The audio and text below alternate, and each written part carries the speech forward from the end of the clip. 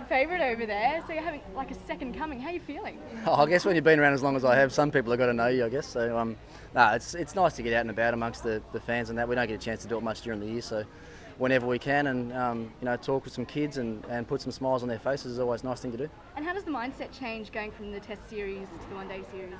It won't change too much for me, although I'm not sure where I'm batting at. I haven't been told where I'm batting in the batting order just yet, so... but I've always tried to play pretty much the same way in Test cricket and one-day cricket. The training, everything leading up to the first game's a little bit different than what your training will be for a Test match. But that's the exciting part about being a professional these days, I think. And what about the team? What's the feeling within the team going into this series starting tomorrow?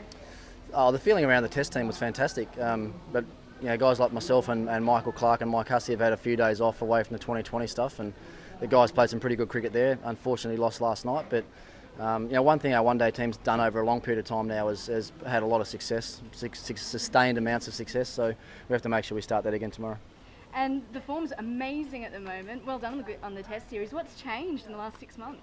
Oh, I've had to work pretty hard, all batsmen, I think, go through at different times in their careers where they're just struggling with different things and their technique gets a little bit out of hand, and that's what was, I had some technical issues that I had to work through, and I guess the last few games as well, it was nice to actually bat on some wickets that were a little bit more batsman friendly than what we probably had in the last few series. So, nice to spend some time in the middle, nice to get some runs, and nice to know that I can contribute to some team wins again. And do you think the Indian team will have sort of recharged and reassessed before the series starts tomorrow?